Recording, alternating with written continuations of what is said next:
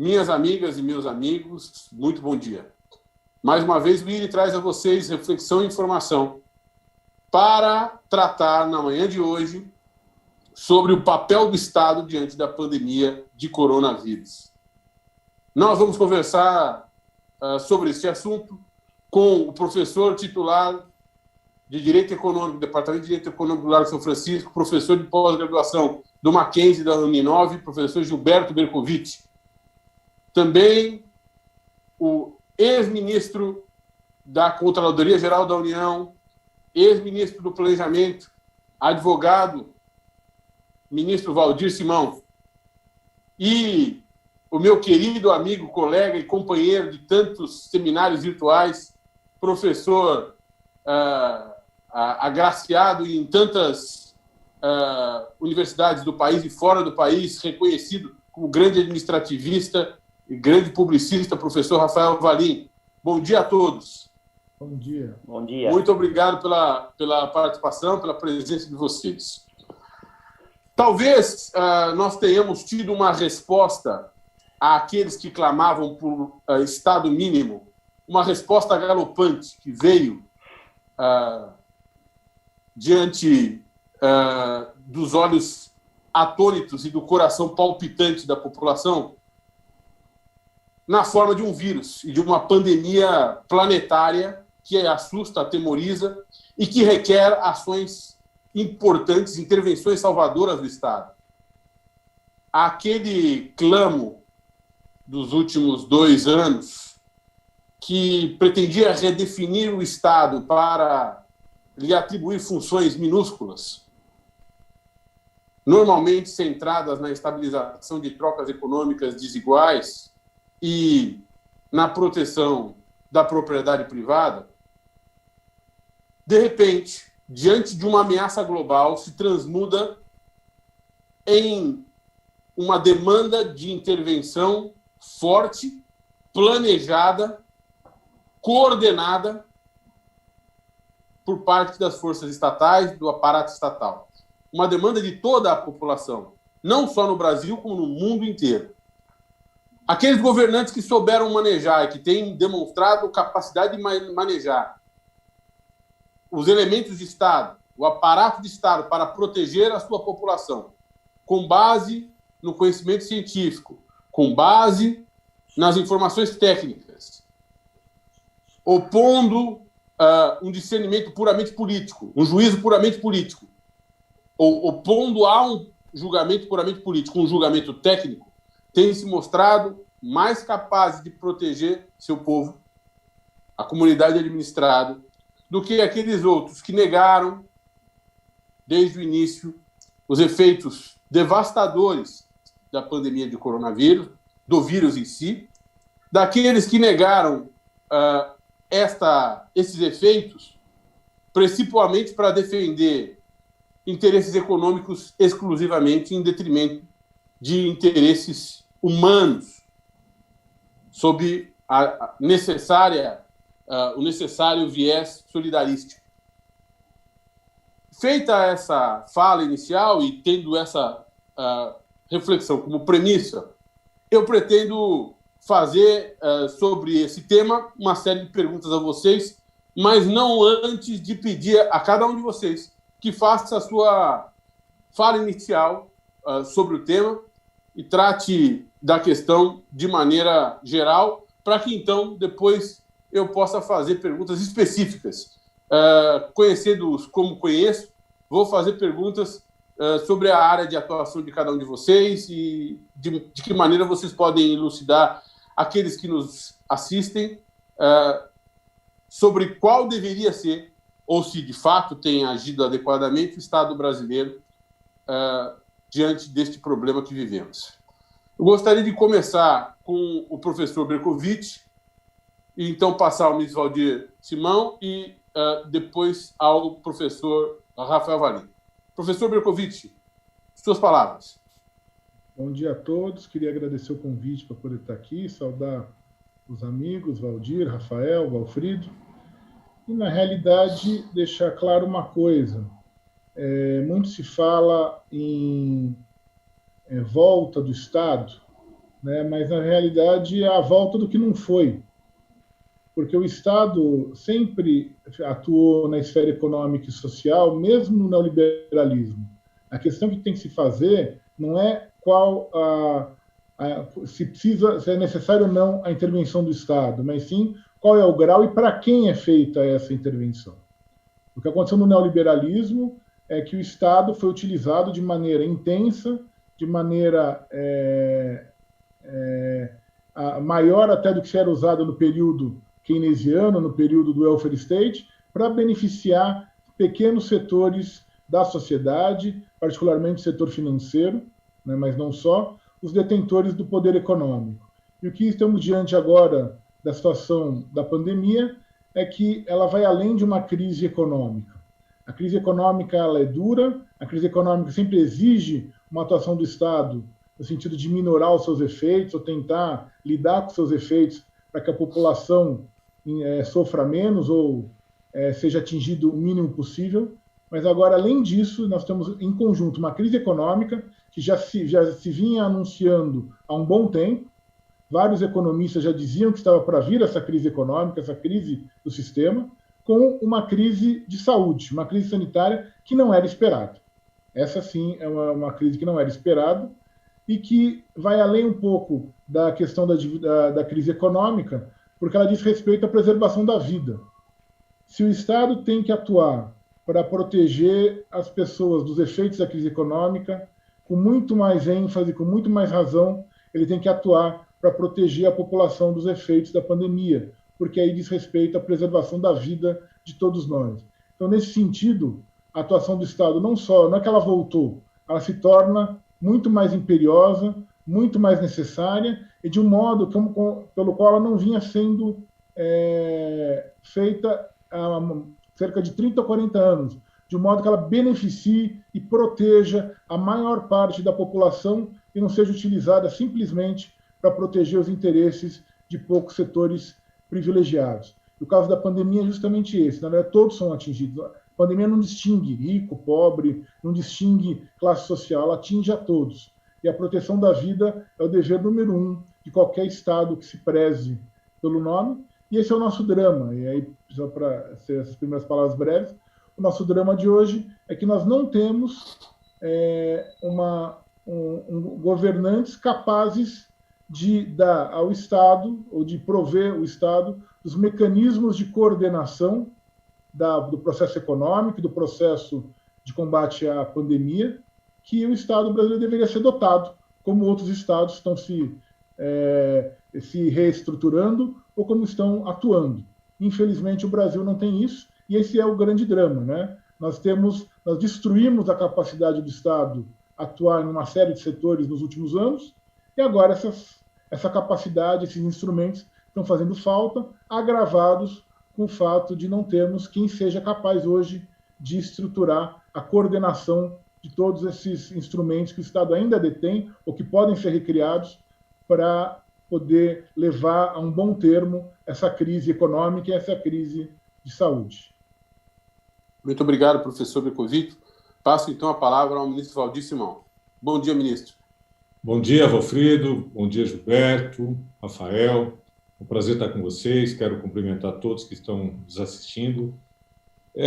Vejam, o Brasil tem um dos sistemas de proteção social mais generosos do mundo. Tá? Nós temos hoje um sistema previdenciário que ele abrange uma parcela significativa da população, dos trabalhadores, ainda que com benefícios básicos. Nós temos um sistema de proteção social financeira e de transferência de renda também muito relevante, o Bolsa Família, os benefícios de assistência social ao idoso, ao deficiente físico.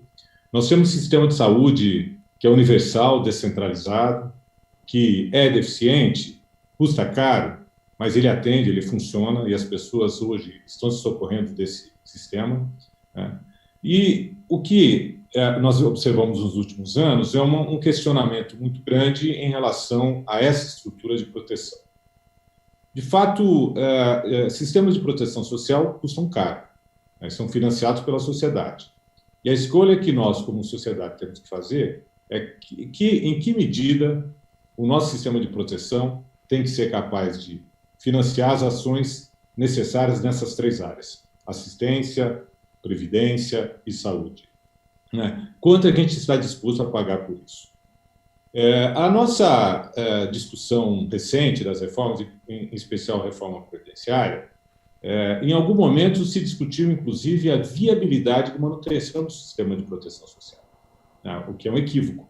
Nós precisamos, é claro para mim, fazer os ajustes necessários nos sistemas para que ele, do ponto de vista atuarial, seja sustentável e a gente tenha a capacidade de pagar, garantindo minimamente sustentação às pessoas que ficam doentes, que perdem a condição de trabalhar pela idade, aquelas pessoas, aquelas famílias que têm algum desempregado, ou que a pessoa que mantém a casa acaba de vir a falecer.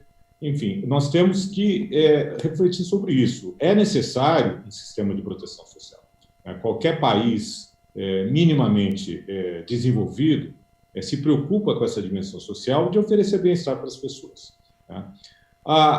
Me parece, portanto, que os arautos de um Estado mínimo ou de um sistema de proteção que, na verdade, seria individual, contratado por cada cidadão, hoje estão percebendo que, sem uma estrutura estatal adequada, nós não vamos conseguir enfrentar uma situação de crise como a gente está vivendo agora.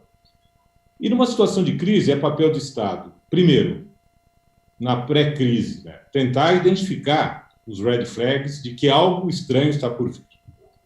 Me parece que o mundo todo falhou nesse aspecto, talvez induzido por informações limitadas ou também um direcionamento equivocado das autoridades mundiais do setor de saúde. Me parece que os alertas não foram identificados a ponto de que o Estado, o Brasil, pudesse se estruturar adequadamente para enfrentar essa crise com mais antecedência. Nós estamos patinando até hoje, por exemplo, para garantir segurança jurídica aos pagamentos de benefícios assistenciais. O segundo aspecto é durante a crise. A liderança tem que ser do Estado.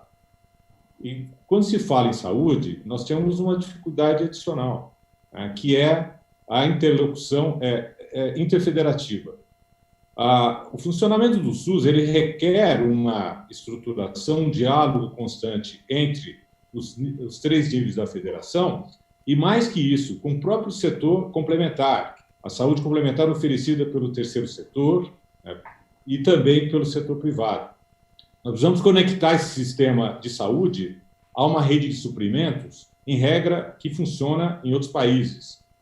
E durante a execução, durante o enfrentamento da crise, o Estado tem que fazer a liderança e o governo federal tem que estruturar, tem que coordenar esse esforço. E o que a gente percebe é que há uma dificuldade, inclusive, de coordenação interinstitucional no mesmo nível de governo, no governo federal. Não está claro quem é os porta-vozes estão claros, mas quem é o coordenador do enfrentamento da crise, para mim, não está claro.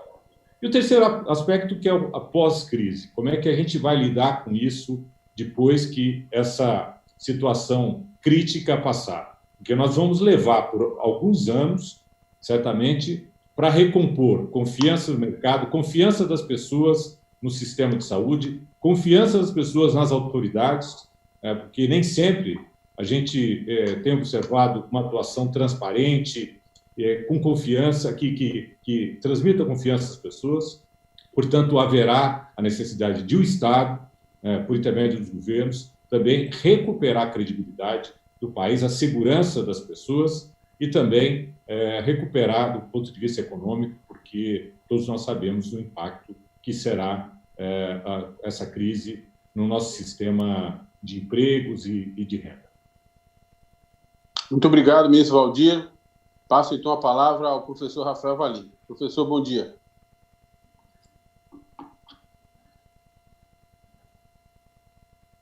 Desligado. Apareceu aquele... Agora está ativado. Deu, vamos lá. Desculpa. Deu. Imagina. Bom dia a todos. Bom dia, Valfrido, ministro Valdir, meu querido amigo Bercovitch.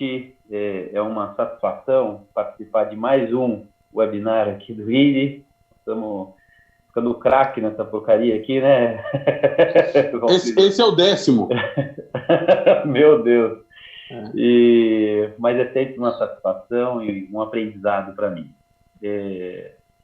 Eu, na verdade, vou na linha dos que me precederam e a primeira constatação óbvia, né, é a falácia ou as falácias em torno do Estado, do papel do Estado, né? Nesse momento, todas aquelas mentiras que eram contadas de maneira cínica para todos nós, que alguns queriam acreditar, né, elas caem e se vê a indispensabilidade do Estado, né? Quando a gente fala em intervenção do Estado, a gente está dizendo de uma intervenção que compreende fomento, polícia, sacrifício de direito, a prestação de serviços públicos, atividade sancionatória, provisão de infraestrutura, tudo isso está nas mãos do Estado, né? E a absoluta incapacidade do setor privado, que era colocado como a salvação de tudo e seria o responsável por mover a história, isso é uma estupidez, né?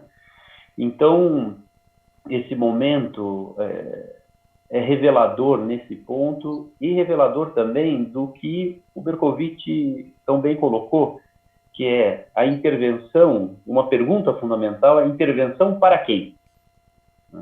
Porque essa ideia também de que o neoliberalismo compreende uma intervenção mínima, isso é uma bobagem, né? Na verdade, você só muda ou você só desloca o destinatário dessa intervenção, né? O Estado continua fazendo uma grande intervenção, mas em favor de alguns. E me parece que agora, nesse momento de enfrentamento da crise,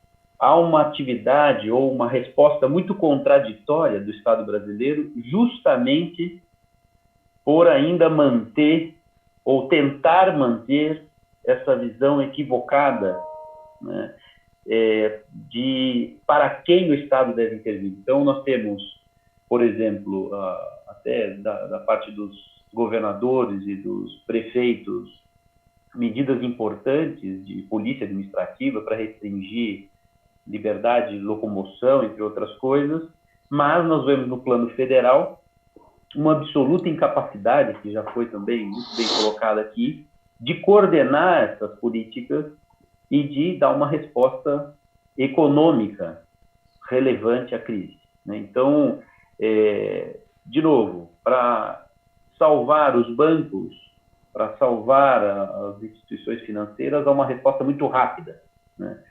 Mas para dispensar recursos mínimos para que as pessoas tenham condições de sobrevivência durante essa crise, há uma demora injustificada, né?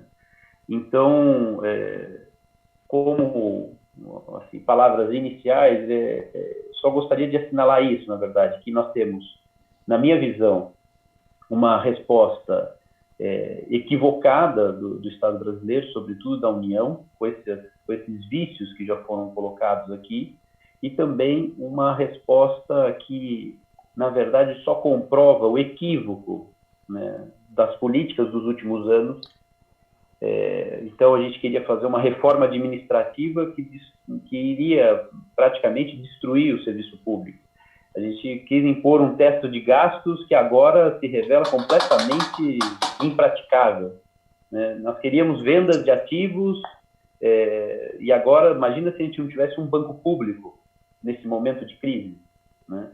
Então, tudo isso, né, revela também como estávamos equivocados na direção dos últimos anos.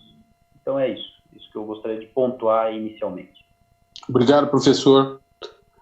Professor Bercovitch, nós quatro partimos da premissa de que o Estado é imprescindível para o povo, mas também para o capital, no contexto de um regime de produção capitalista.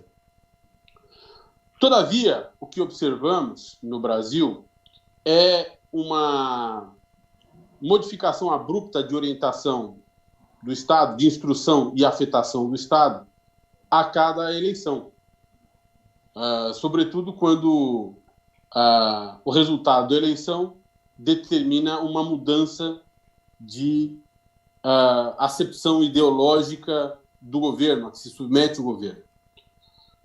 Não seria necessário, professor Bercovitch, termos entre nós algo como um poder planejador que vai além do cargo que ocupou o ministro Valdir Simão, de ministro do Planejamento, mas sim uma estrutura perene de Estado composta por tecnocratas devidamente instruídos sobre a sua função de produzir planejamento e coordenação entre os poderes de Estado, entre os diversos membros componentes da burocracia de Estado, produzir política e instruir o Estado o tempo todo dos caminhos a trilhar segundo os melhores interesses do povo. Nós não estamos, neste momento, recebendo uma lição, que é uma lição fundamental, de que o Estado precisa planejar o tempo todo e de maneira não interrompida pelas oscilações ou variações de humor causadas pelo processo democrático? Acho que são duas coisas distintas aí, Valfrido. Primeira, a questão do planejamento.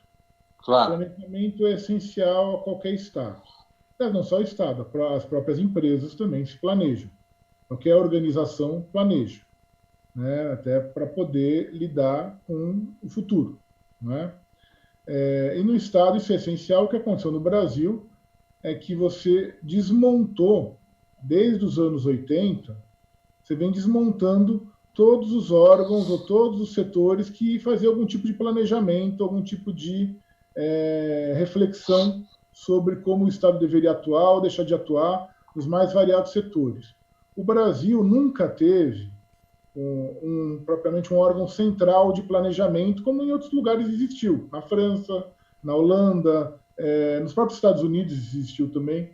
Você nunca teve um organismo central. O Ministério do Planejamento, o ministro Valdir Simão sabe melhor do que qualquer um de nós, né, teve seus altos e baixos, né, momentos que ele foi mais importante, momentos que ele foi menos importante, momentos que ele planejou mais ativamente, momentos que ele ficou mais restrito às questões orçamentárias, por exemplo. Então, tem fases, né?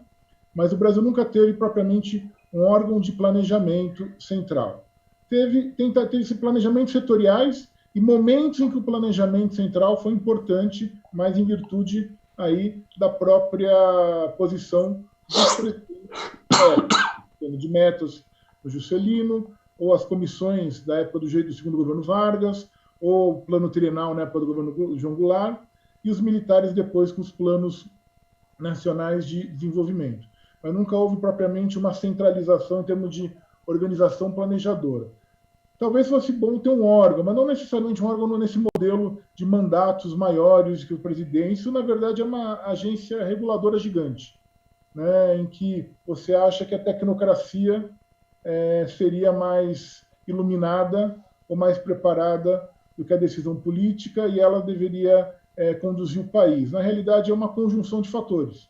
A tecnocracia ela é importante, ela dá subsídios, ela dá elementos, ela tem estabilidade, por isso que o servidor público tem estabilidade, ela mantém a continuidade do Estado, mas também muitas dessas decisões são decisões políticas e não podem ser retiradas da esfera política democrática para serem decididas simplesmente por alguns servidores, por mais bem intencionados que eles sejam. Então, se propriamente um poder planejador não faz tanto sentido.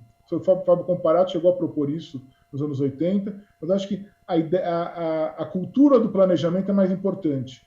E tentar ter um órgão que, pelo menos, coordene, esse é o ponto, é a coordenação dos vários órgãos do Estado brasileiro, para que o planejamento deixe de ser simplesmente setorial, ou local, ou regional, e possa ter uma dimensão efetivamente de coordenação nacional de esforços. Isso é uma coisa. A segunda coisa, aí eu discordo da sua afirmação, é de que a atuação do Estado varia de acordo com a ideologia do governo nos últimos anos. Com todo respeito, não foi isso que aconteceu, né? Desde 1900, da década de 90, desde a eleição do Fernando Henrique, nós temos a mesma política econômica sendo seguida fielmente por todos os presidentes que se sucederam.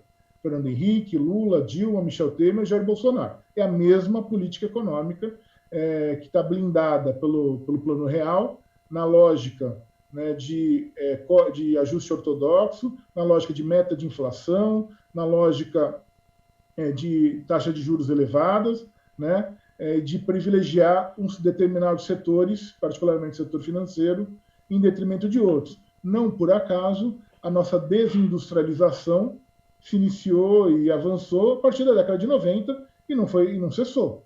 Ela continua até hoje a passos largos, né? O processo de desindustrialização do Brasil, que é caso de estudo no mundo inteiro. Né? Uma desindustrialização acelerada, né? Precoce, né? Acelerada, e sem explicação política, em princípio. Né? Porque o Brasil não foi invadido e ocupado e alguém falou, não, nós vamos destruir a indústria brasileira. Foi uma decisão das próprias elites políticas e econômicas brasileiras. Obviamente, são sócias também, parte delas, de interesses externos, mas não são só interesses externos que determinaram isso. Foi uma opção. E essa opção tem sido mantida sem nenhuma mudança desde o governo Fernando Henrique.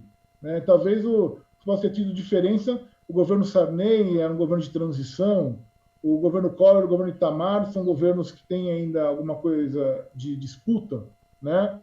Mas a partir do Plano Real, no final do governo Itamar para frente, a política econômica não mudou. Aliás, é só ver a circulação das pessoas na área econômica. São sempre os mesmos. Né? Um vai, um volta, mas depois um é ministro da Dilma, depois vira presidente do BNDES do Bolsonaro, outro é presidente do Banco Central do Lula e vira ministro da Fazenda do Temer, outros são assessores do ministro da Fazenda no Fernando Henrique e viram também que tem cargos importantes no governo Lula, no governo Dilma. Quer dizer, há uma circulação aí das mesmas pessoas, porque a política, a base da política, né, econômica é a mesma. Isso aí não teve variação. E estamos sofrendo as consequências disso. Né? O desmonte, a desestruturação desse papel coordenador do Estado, né, que estamos percebendo agora, talvez no pior dos momentos, é fruto dessa política que vem desde os anos 90. Ministro Waldir, eu queria que o senhor, de alguma forma, comentasse a fala do professor Bercovitch e agregasse ao seu comentário alguma reflexão sobre o papel da burocracia de Estado neste momento. Aliás, não apenas nesse momento, mas desde, na realidade, desde os anos 2000, a partir dos anos 2000, sobretudo, e a partir da Lava Jato, da Operação Lava Jato, passa a haver um medo de responsabilização, um brutal medo de responsabilização. O senhor compôs também o aparato de controle do Estado, foi ministro da Controladoria Geral da União. Fica muito difícil atuar, fica muito difícil para um burocrata, para um tecnocrata, para um servidor público atuar de maneira desenvolta num momento de crise em que é necessário tomar decisões que estão contextualizadas, né, que devem ser observadas segundo o calor do momento, né, e depois ser julgado pela CGU, por um Tribunal de Contas ou pelo Ministério Público, meses ou anos depois, já numa situação de profunda desassociação entre o fato, o bruto fato, e o seu contexto. Não é? Como é que a gente resolve isso, ministro? Bom, Walfrido, é uma situação difícil e ela é real. A gente observa isso que está acontecendo. Mas eu queria começar comentando um pouquinho a fala do Bercovitch, também a provocação que você fez para ele, falando um pouquinho da minha experiência. Eu tive a oportunidade de exercer funções em órgãos centrais do governo, a Casa Civil. Quando eu fui à Casa Civil, eu sempre gostei muito de planejamento. E eu imaginei que eu iria ajudar a coordenar o planejamento estratégico do Brasil. Mas não tem planejamento estratégico. No Ministério do Planejamento não existe planejamento. Mal e mal, o que a gente tem são planos de ação muito bem estruturados por uma burocracia eficiente, que tem capacidade de definir ações, iniciativas, projetos, estabelecer metas, indicadores de desempenho, medir esses indicadores de desempenho, mas eles são segmentados, eles não fazem parte de um conjunto de iniciativas que tem um objetivo maior, que é construir um país que deve ser o desejo de todos nós. O problema é que a gente não sabe o que a gente quer construir. E nesse aspecto, quer dizer, a agenda política que é contratada nas eleições, ela é legítima, mas você está correto que, de fato, a gente não deveria sofrer uma guinada de 180 graus de uma eleição para outra. Mínimos ajustes, é claro que de intensidade, de maior investimento em determinada área, de uma agenda para outra, são naturais. Mas não que a gente percebe que acontece no Brasil, e a gente tem que reconhecer que nos últimos anos a gente teve também uma certa... A motivação para a eleição não foi a agenda, né? Tanto que o próprio presidente Bolsonaro ele nunca defendeu uma agenda liberal, apesar de ser divulgada pelo ministro da Economia, chamado Posto Pirani. Nós temos, portanto, aqui alguns distúrbios que causaram, que influenciaram na eleição, que a escolha não foi associada a uma agenda estratégica para o país.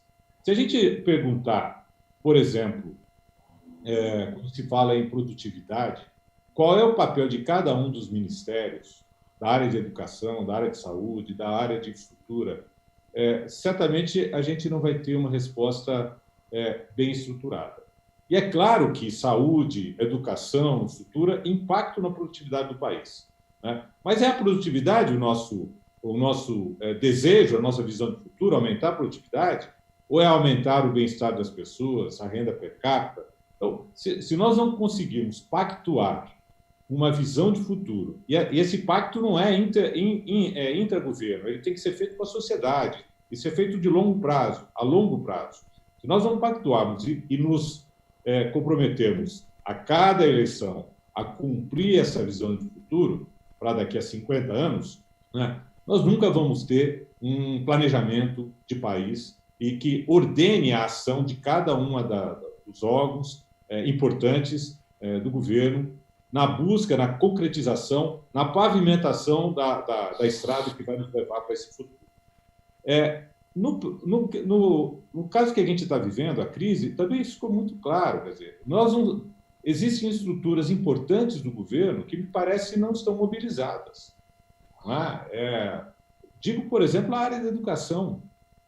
Ao invés de fazer brincadeira aí com Cebolinha, quer dizer, a gente não tem mensagens educacionais do Ministério da Educação que possam impactar os porta-vozes, os professores, de sensibilização das pessoas, das crianças, dos jovens, em relação à prevenção à pandemia. A mesma coisa me parece muito tímida, vocês já falaram aqui, mas muito tímida, por exemplo, a participação de órgãos que têm capilaridade, né, no enfrentamento da crise, né? Estou falando aqui das Forças Armadas, estou falando de Polícia Federal, estruturas de atendimento como o INSS, a Caixa Econômica Federal, me parece que não estão mobilizadas adequadamente, ou seja, falta coordenação. E do ponto de vista da burocracia, respondendo diretamente à sua pergunta, isso é terrível. A gente percebe hoje um certo trauma na tomada de decisão, muito fruto da Lava Jato, uma certa falta de confiança no agente político, que espera que o burocrata materialize, instrumentalize a agenda política, né? E também uma falta de confiança recíproca entre o sistema de controle e a burocracia. Isso faz com que, a cada tomada de decisão, o administrador reflita: será que eu devo tomar essa decisão? Ou é melhor eu não tomar e engavetar? Né? Ou é melhor eu denegar o pedido, a requisição que estava sendo feita? Isso me traz segurança. Isso é uma realidade. O chamado apagão das canetas é uma realidade, é um fenômeno concreto, que só vai ser... nós só vamos conseguir enfrentá-lo quando nós recuperarmos essa confiança mútua. E o sistema, em especial, de responsabilização e de sanção dos administradores é muito duro. E pior, ele deve ser duro, de fato, ele deve ser rigoroso. O administrador público tem que ter clareza, que tem que prestar contas dos seus atos, tem que agir com transparência, mas o problema é que ele é intempestivo. E o tempo como você mesmo diz, ele deteriora a qualidade da análise. O julgador, o fiscal dos atos da administração, ele não vai conseguir capturar adequadamente o ambiente, a atmosfera e as condições em que a decisão foi tomada. Veja, o que os órgãos de controle sempre dizem que o administrador deve tomar decisões pautado em evidências. E é claro que isso é o que se procura fazer sempre. Mas não é sempre que você tem um conjunto de informações necessárias para dar um grau mínimo de certeza à sua decisão. É o que a gente está vivendo hoje. Não é? As decisões que estão sendo tomadas do ponto de vista da proteção social, pago R$600 por 2 pessoas, por 2 meses. Para quais pessoas? Eu vou identificar via aplicativo os informais, porque não temos uma base de dados dessas pessoas. Vou usar os bancos de dados do Bolsa Família, do empreendedor individual. Tudo isso é válido, mas erros serão cometidos no nível muito maior do que se cometeria se nós tivéssemos informações melhor estruturadas. Ora, esse servidor, esse administrador deve ser punido, e não há aqui qualquer tipo de tentativa ou de mensagem de uma doutrina específica para esse período, emanada pelos órgãos de controle, que deveriam dizer, gente, olha, estamos juntos, vamos fazer um trabalho de acompanhamento do dia a dia, de forma que esses atos praticados durante esse período possam ser analisados sob uma outra perspectiva. Ainda que se tenha medidas interessantes, como a própria PEC 10, do chamado orçamento de guerra, isso é muito macro. No dia a dia, na trincheira, nas compras governamentais, no balcão de oferta do benefício social, na oferta de crédito, nos empenhos que são feitos diariamente em cada um dos órgãos centrais do governo. Há um temor, claro, de responsabilização, e isso é terrível, isso prejudica muito a resposta que o Estado dá para esse momento de crise. Então, é necessário uma mensagem de tranquilidade para tranquilizar esses administradores, de forma que todos eles, eu não tenho dúvida do comprometimento da burocracia brasileira no enfrentamento da crise, possam nos ajudar com toda a sua força e energia para que esse enfrentamento aconteça da melhor forma possível, poupando vidas, e que a recuperação econômica possa ser feita também da forma mais adequada. Obrigado, ministro. Professor Rolim, em que pese a objeção e a correta objeção do professor Bercovitch em relação a oscilações ou a mudanças de postura da política econômica, o fato é que nós temos um Estado que minimamente pode ser chamado de esquizofrênico no Brasil em diversos aspectos. Por exemplo, concreção de direitos sociais, basicamente, sobretudo, a proteção daqueles desvalidos, daqueles que não têm emprego, daqueles que precisam de renda suplementar, daqueles que precisam, basicamente, de um amparo do sistema de previdência, de uma educação inclusiva, de uma saúde inclusiva. Nós saímos de um modelo em que a tentativa de concreção desses direitos era valorizada, e com a eleição do presidente Bolsonaro, passamos a um modelo em que essa estrutura de proteção e de afirmação de direitos sociais, de certa forma, foi rapidamente desmantelada, se não totalmente desmantelada, em grande parte desmantelada. Essa esquizofrenia estatal, no seu modo de ver, decorre da pluralidade de partidos, da exponencial pluralidade de partidos e do desgaste da ideia de partido político, que, de certa forma, anaboliza um individualismo político, de certa forma, representa uma autorização para que os agentes políticos ajam segundo as suas próprias percepções, segundo os seus próprios interesses, de maneira completamente dissociada do grupo ou da agremiação política que pertence. O senhor acha que essa possa ser, ou pode ser, uma das respostas para essa esquizofrenia? Muito bem. Em primeiro lugar, me parece totalmente correta a afirmação do Berkovitch, no sentido de que a política econômica foi uma só durante todo esse período, né? Ele tem razão nisso. Lamentavelmente, nós tivemos uma política econômica durante todo esse período voltada vamos dizer assim, ao mercado financeiro e que não, vamos dizer assim, não cumpriu a função. Por outro lado, nós tivemos uma política social que, no meu modo de ver, destoa muito entre os governos, né? Nós temos uma política social hoje, não sei nem se a gente pode chamar de política social, na verdade, que é uma política de destruição da construção social, né? Então, é um deliberado assim, intento de destruir todo o sistema de proteção social que nós temos constitucionalizado. Na verdade, como eu sempre digo, o governo Bolsonaro é uma inconstitucionalidade ambulante, né? Porque, na verdade, ele e o governo dele não cabem na Constituição Federal. O que eles fazem, na verdade, é tentar, a todo momento, esvaziar a Constituição Federal, que é uma Constituição que, como todos nós sabemos, que coloca como fundamento da República a construção de uma sociedade livre, justa e solidária. Então, tudo que esse governo atual não são vamos dizer, essa tríade constitucional. Agora, a emergência também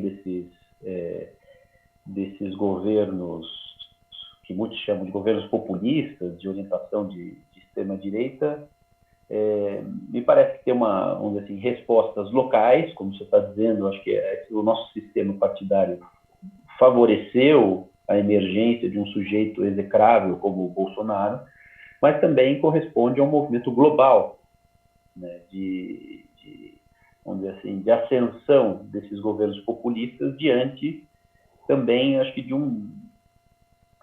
por assim dizer, de um cansaço generalizado com as promessas descumpridas, né, de um Estado que se colocava como um Estado que ia prover e que ia distribuir justiça social, né? Então, esse cansaço, né, gerou, vamos dizer assim, a transferência da confiança das pessoas em líderes completamente desarrazoados, né? Isso me chama muito a atenção, e me chamou muito a atenção, por exemplo, a transferência de votos que nós tivemos entre o Lula e o Bolsonaro.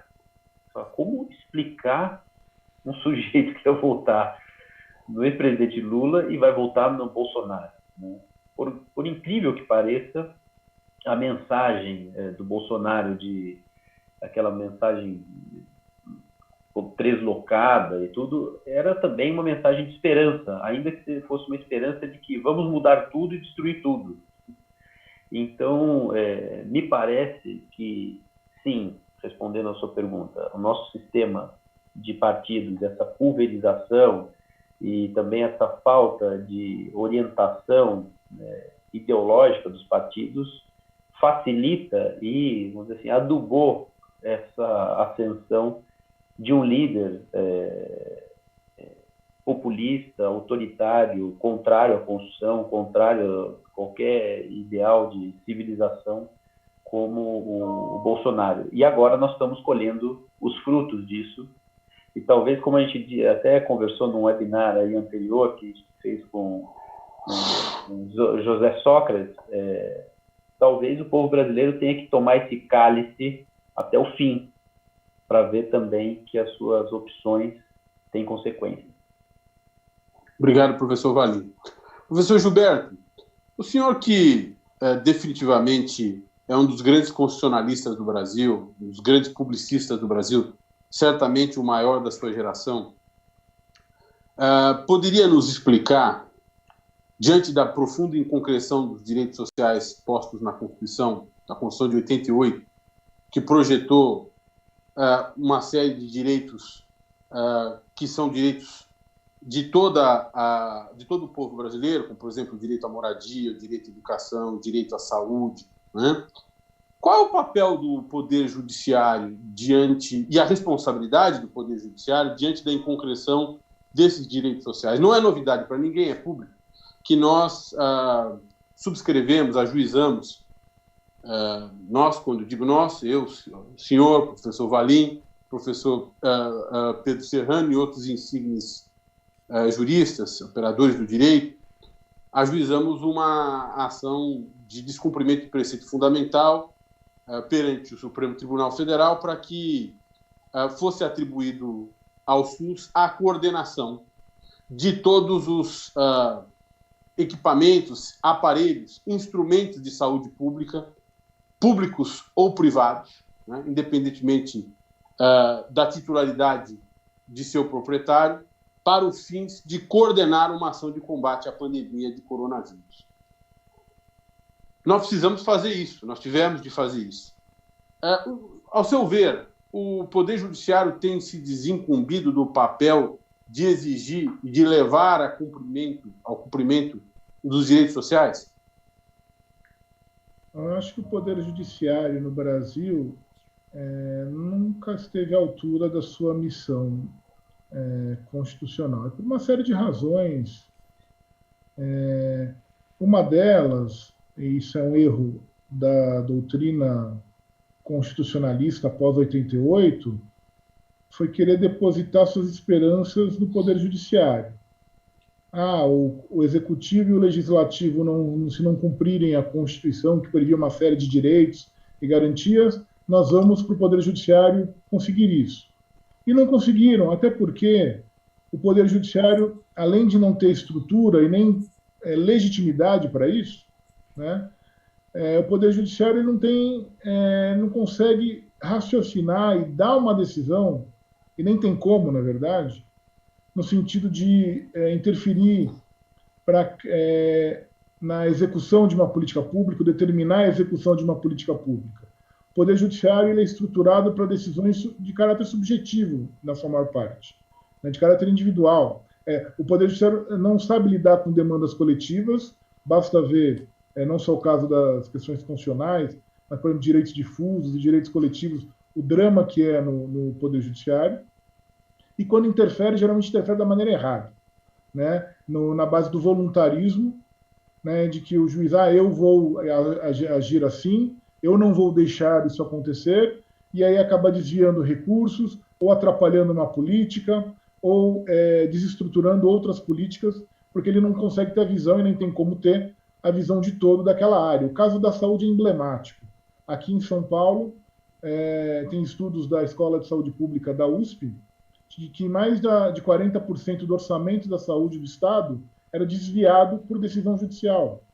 Então, o que acontecia? O juiz decidia a favor de um determinado tratamento para um paciente que conseguia entrar no judiciário, e a decisão moralmente está correta, ela não vai morrer na minha mão, mas estruturalmente ela estava errada, porque ela desviava recursos, por exemplo, do programa de tratamento à tuberculose, ou ao sarampo, que são epidemias que atingem a população mais carente, por exemplo, que não tem como acessar necessariamente o judiciário. Fora os interesses econômicos por trás de algumas dessas ações de laboratórios, de tratamentos inovadores que estavam começando a ser testados, né, de determinados produtos, de remédios que estavam começando a ser testados.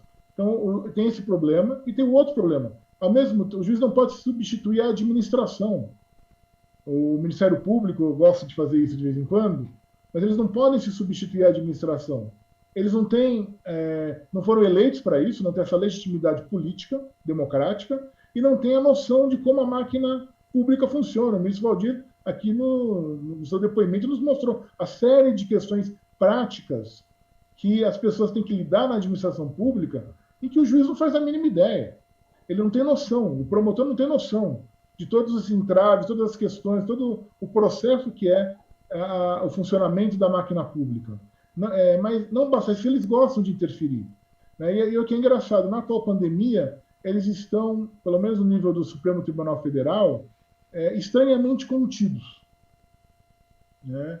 Eu não sei se eles não querem ser vistos como que estão atrapalhando determinada política ou determinada ação, no caso da ação que nós impetramos em nome do PSOL, né, sobre a coordenação dos leitos de UTI, essa ação não pedia nada mais do que o cumprimento do dever legal e constitucional de que o Estado coordenasse o setor hospitalar, né, para poder saber que UTIs estavam disponíveis, que leitos estavam disponíveis, quais leitos não estavam, poder organizar o processo sabendo que vai ter uma demanda, e está cada vez maior essa demanda por leitos de UTI.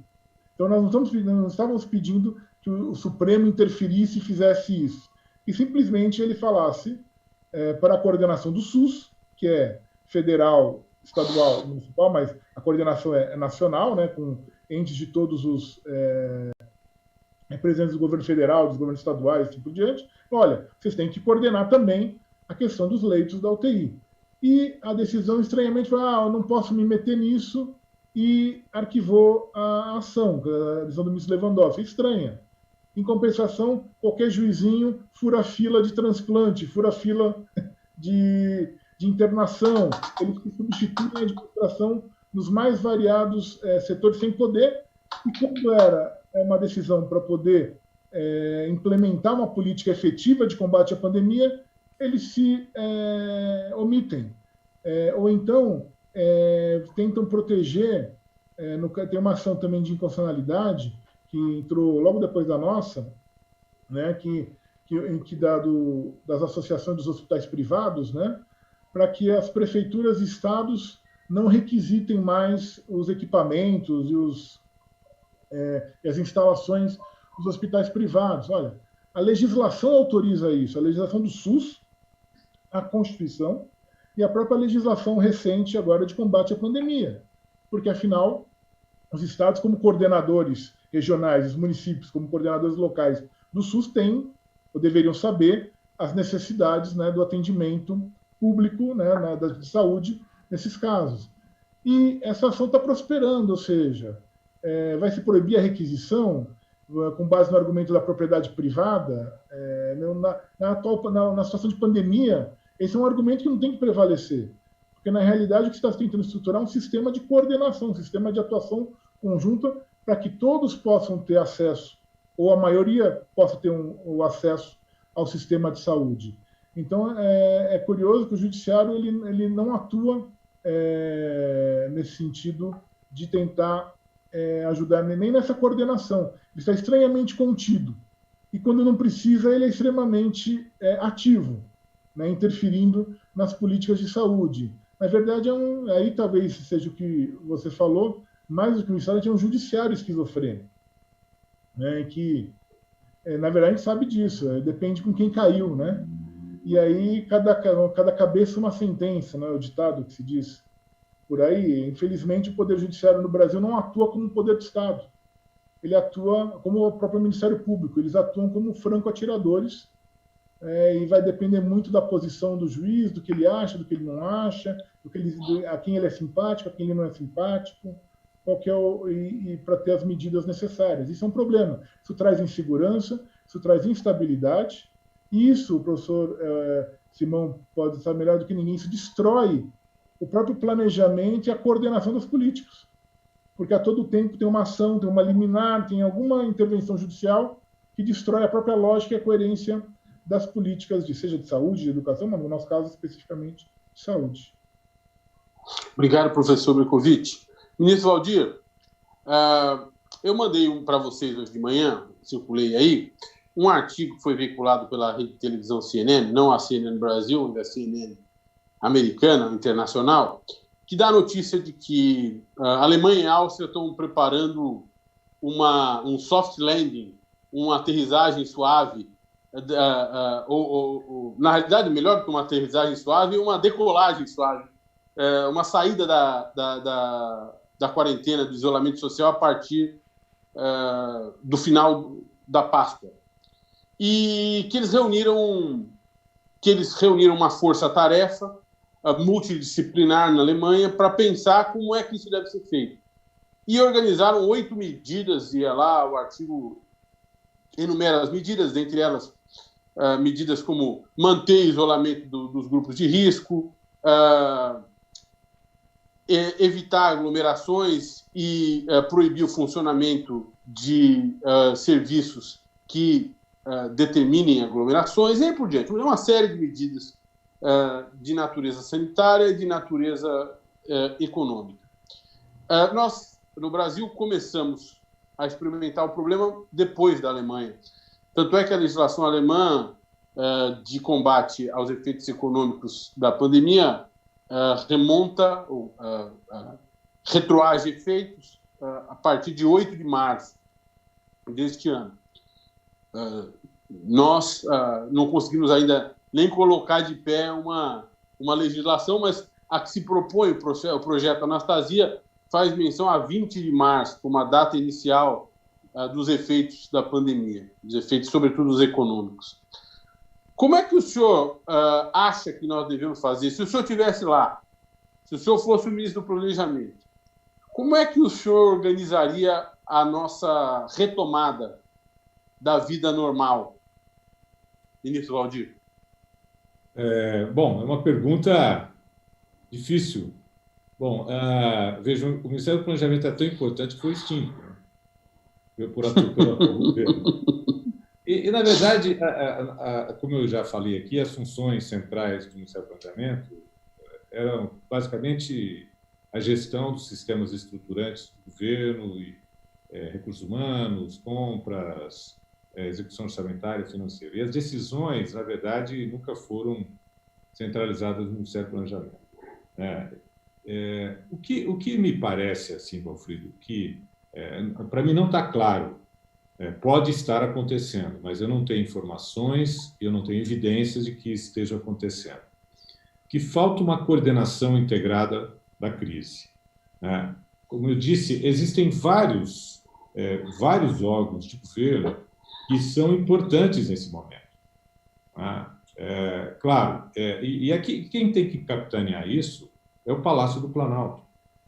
Você pode ter um porta-voz que é da área da saúde, tem um porta-voz da área econômica, mas quem tem que coordenar a estruturação disso é o Palácio do Planalto, até para poder chamar também os governos subnacionais, né, para esse esforço. A gente sabe muito bem que a saída da crise e a retomada ela não será linear em todos os estados, até porque haverão picos, a gente está falando de um país de dimensão continental, haverão picos em momentos diferentes em cada uma das unidades da federação.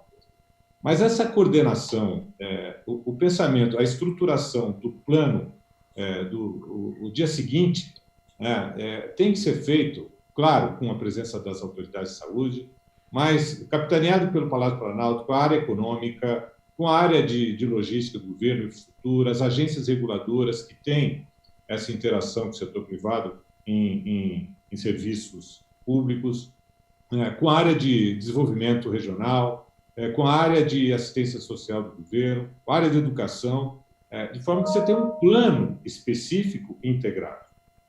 Eu não tenho informação de que haja um plano, não tenho informação de que alguém está pensando num plano. Posso estar enganado. E não se tem evidência de que esse trabalho está em curso. Me parece que há muito voluntarismo e o que os órgãos de controle não gostam, né? Tomada de decisão não baseada em evidências. A gente precisa agora pensar. É claro que temos que ter expectativa de saída da crise, trabalhar com 2 ou 3 cenários, vamos descobrir um remédio eficaz e vamos ter capacidade de administrar para a população nos próximos 15, 30 dias, vacina daqui a 1 ano, mas trabalhando com cenários alternativos e construindo, portanto, ações a serem, cujo gatilho será diferente para cada uma das cidades, cada um dos estados do Brasil, mas que envolvam toda a estrutura de governo, né, com um foco muito claro. Né?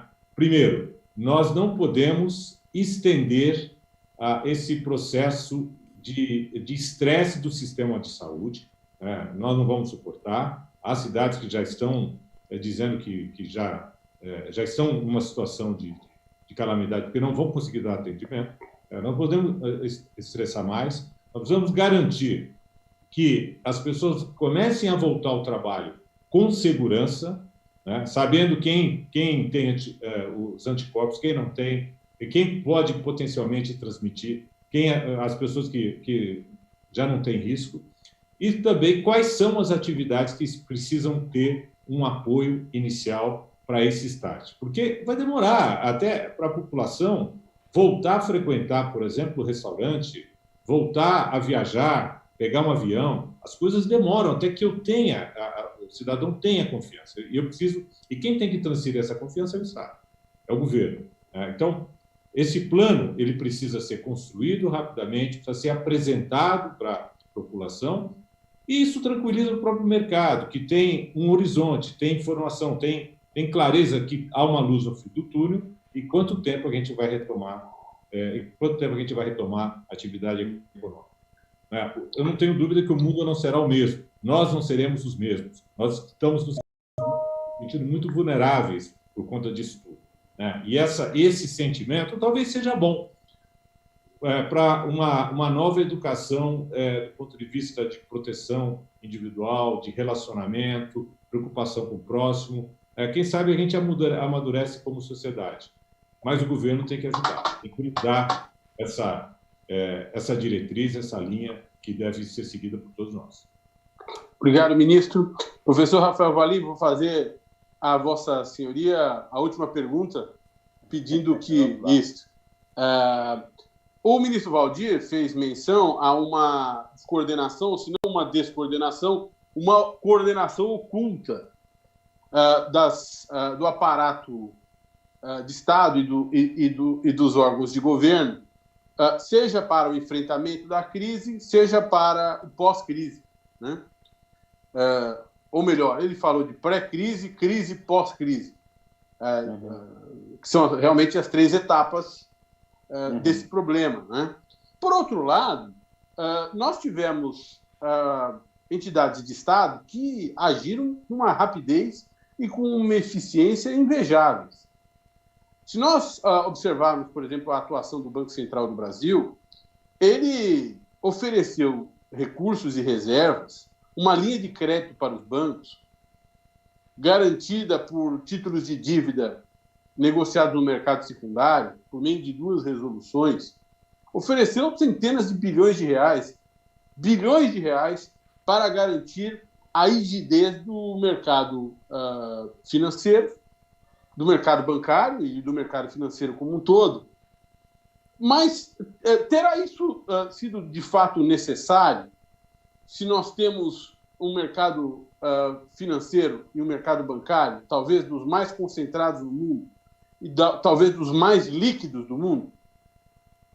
Eu sei que o professor Bercovitch já falou sobre esse assunto, já se manifestou publicamente sobre isso e sobre o seu temor de que isso enseje a oferta de garantias de péssima qualidade, para não dizer garantias podres, a empréstimos tomados a juros baixos, a remuneração baixíssima do Banco Central, que, no final das contas, o povo brasileiro pague, basicamente, novamente, para enriquecer banqueiros que se livraram de garantias, na realidade, de ativos indesejáveis, em meio a uma pandemia que é apenas a oportunidade de fazê-lo.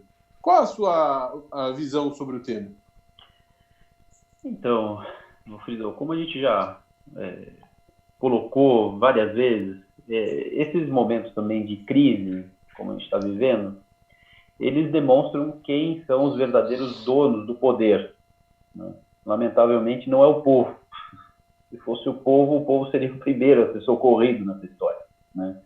Então, para pagar essa renda mínima para as pessoas, há uma demora, como a gente já disse, ridícula do governo federal, né, para manejar e aprovar e instrumentalizar esses recursos e colocá-los à disposição do povo, né? E para os banqueiros do sistema financeiro, há uma agilidade também incompreensível. E, entre outras coisas, uma das pessoas que vem denunciando, não só agora, mas há muitos anos, todas essas manobras favoráveis ao sistema financeiro, a Maria Lúcia Fatorelli, que agora também vem diariamente colocando, né, o disparate que é não só essas primeiras medidas, mas também essas propostas de emenda à Constituição que visam ampliar essas benesses ao setor financeiro. Agora,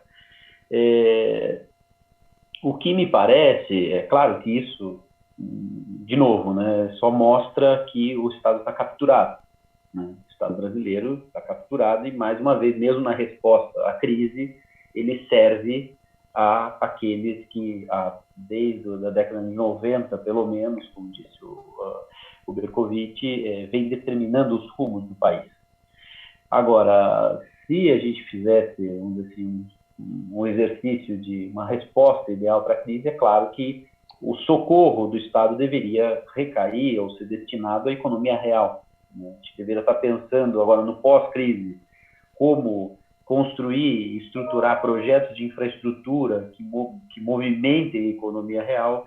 A gente tinha que estar pensando em uma atuação de fomento do Estado que compreenderia uma renda universal, não por 2, 3 meses. Isso o professor Veloso colocou alguns dias.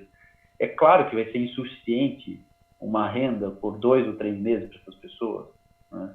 A gente precisa instituir uma renda universal, transferência direta de recursos para as pessoas, o financiamento em condições favoráveis às pessoas, às empresas, pequenas empresas, aquelas que até tenham condições de se endividar, porque muitas não têm condições de se endividar. E, sobretudo, me parece que é uma coisa que a gente não ouve hoje em dia, é a técnica da subvenção. A gente tinha que dar dinheiro a fundo perdido mesmo para as empresas, desde que cumpram algumas finalidades públicas, né? Porque isso é uma... E aí eu encerro as minhas considerações.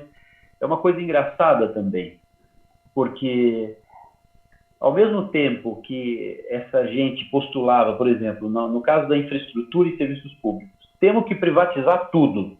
E nós temos um nível de privatização do serviço público no Brasil altíssimo. Né? Só que agora ninguém quer pagar o reequilíbrio desses contratos. Então, não dá para entender também. As pessoas querem, não. Você vê como é irracional. É uma lógica também maniqueísta de ter que colocar tudo nas mãos do mercado, tudo nas mãos do Estado. Porque agora todas essas concessões estão tendo um impacto brutal e ninguém quer subvencionar, ninguém quer reequilibrar, ninguém quer... Né? Então, é uma disfunção generalizada, né, no pensamento também do Estado, no pensamento estratégico, como o ministro Valdir tão bem colocou. E me parece, meu amigo Alfredo, mais uma vez que eu gostaria de acreditar que dessa crise um mundo melhor sobressaísse, um mundo melhor resultaria de toda essa crise. Mas eu tendo a crer, até pelas lições históricas que nós temos, que o mundo vai ser ainda mais desigual e que as pessoas, os eternos vulneráveis, vão continuar vulneráveis ou talvez mais vulneráveis ainda depois de toda essa pandemia. Obrigado, professor Valim. Muito obrigado pelas suas palavras.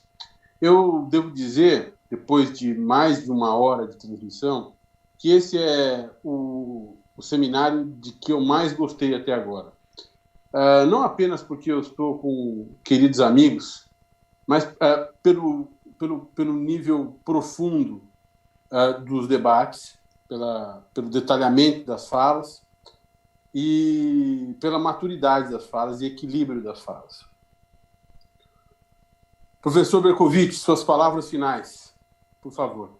Bom, queria agradecer mais uma vez o convite e lembrar que, infelizmente, nesses períodos, nós vivemos numa situação complicada e por 2 motivos. Não só hoje no Brasil falta um Estado que seja o coordenador das políticas de saúde e das políticas de combate aos efeitos econômicos e sociais da pandemia, como até o professor Valim acabou de mencionar, nós também temos, por outro lado, setores econômicos, e hoje é notícia nos principais jornais, que estão pressionando o governo, e o governo certamente cederá, né, porque ele atende a esses setores, para que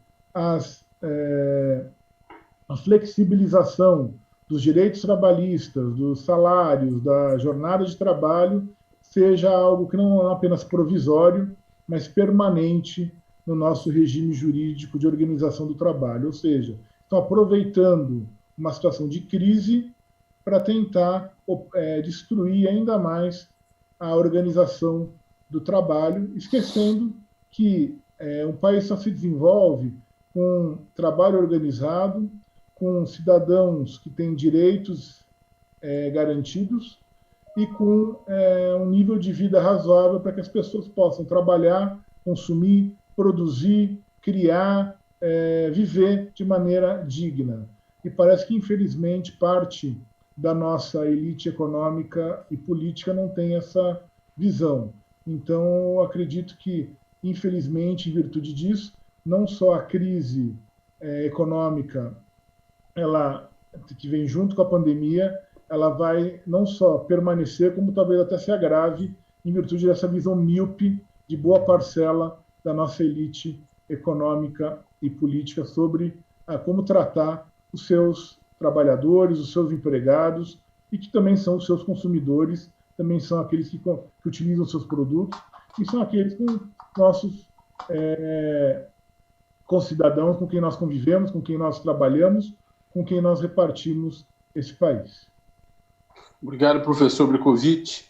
A propósito da sua fala, eu me lembro de ter lido ontem um artigo que conta a história de um rapaz que perdeu o emprego e que trabalha num desses serviços de entrega, de delivery, e que trabalha mais de 12 horas por dia, pedalando pela cidade, para ganhar R$ 25 por dia. Eu tenho dúvidas de que nós vamos construir uma sociedade desse modo. Ministro Waldir, quero ouvi-lo antes de terminarmos. Só queria agradecer a paciência e a oportunidade. Foi uma honra debater esse tema com vocês. E eu quero aqui reiterar a minha confiança que a gente consegue superar isso, essa crise, apesar de estarmos aí, de certa forma, descoordenados, mas nós temos que reconhecer que é um momento de bastante dificuldade, como eu disse, para a tomada de decisão de quem está liderando o processo. Se tem muito pouca informação e se não tem, a gente está vivendo uma situação inédita, e a minha expectativa é que os meus colegas burocratas do setor público tenham coragem para tomar as decisões que sempre têm que ser tomadas. Esse talvez seja o meu recado final. E que haja por parte do aparato de controle total solidariedade com as decisões duras que serão tomadas e estão sendo tomadas no dia a dia dessas repartições públicas. Então, quero agradecer mais uma vez e desejar um bom dia para todos e com bastante segurança. Bem, firme e forte. Professor Rafael Valim, suas palavras finais. Muito bem. Agradecer mais uma vez a sua generosidade, Walfrido, parabenizar por essa brilhante iniciativa, dizer também que foi um grande aprendizado para mim, uma honra dividir esse encontro com o querido Bercovitch, com o ministro Waldir, por quem eu tenho grande admiração, e, na verdade, o que eu espero, e que são as minhas preocupações, é que o Estado, vamos dizer assim, nos seus atos restritivos de direito, seja comedido, porque também há alguma grande preocupação que, a título de enfrentar a pandemia, violações de direitos fundamentais sejam cometidas, e na sua face, vamos dizer, ampliativa de execução e de oferecimento de benesses ao povo brasileiro, ele seja generoso, respeitando a igualdade, como a gente já disse, né? E, por fim, que o judiciário cumpra a sua missão, não se esquivando de cumprir a Constituição quando deve cumpri-la e dizendo que vai interferir em políticas públicas, e que também não interfira indevidamente nas políticas públicas individualmente, né, como vem fazendo já, cada juiz querendo ser herói e proibindo acesso à cidade, entre outras coisas malucas, né? Então, que cumpra a Constituição fielmente e que mais uma vez, a gente não assista, sobretudo o Supremo Tribunal Federal, frustrando as nossas expectativas em sua elevada missão. Obrigado, Valfrido. Obrigado, professor Valim. Meus amigos, espero que vocês tenham gostado. Eu gostei demais. Um abraço virtual em todos vocês, um ótimo dia e até a próxima. Beijo. Obrigado. Tchau. Tudo de bom. Tchau. Tchau.